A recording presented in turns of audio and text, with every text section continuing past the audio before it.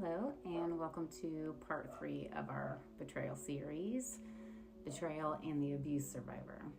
So when abuse occurs, and I'm talking when someone truly intends to do you harm, betrayal is under the surface of that abuse. This is felt very deeply, and especially when it happens when we're really young.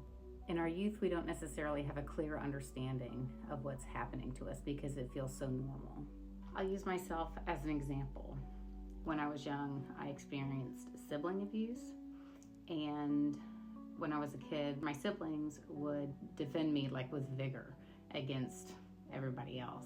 But inside the home, they were actually the ones to dole out the beatdowns. And this type of scenario creates a pretty big disconnect between our understanding of reality.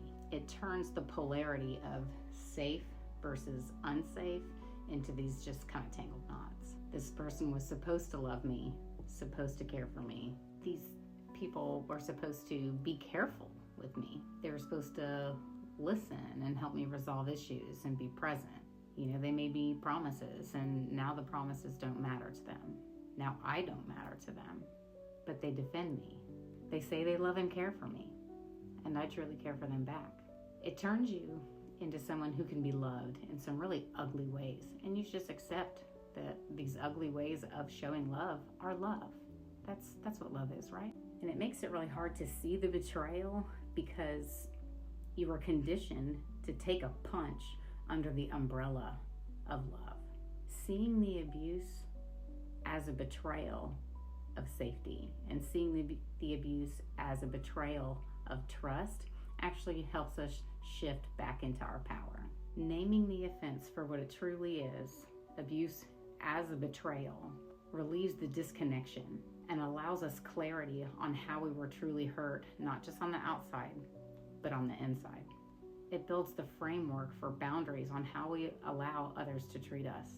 A lot of survivors struggle with boundaries because of this, because the inner hurt remains unnamed. Instead of saying, what you did hurt me, you can say, you betrayed me.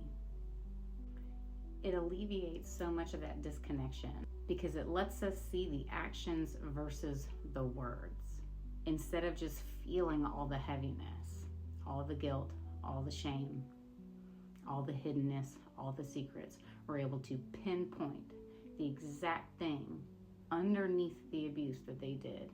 And that was the betrayal. It puts the burden back in their hands instead of carrying their weight, their guilt, their shame, their actions. So if you've survived some of this stuff, if any of this resonates, let me know in the comments. Let me know how you feel about it. What did you experience? How does seeing it as a betrayal of safety and trust affect you? Are you hearing this for the first time? Is this throwing off light bulbs for you? But let me know in the comments what you think. Let's start a conversation. All right, so join me tomorrow for part 4, and I'll see you later.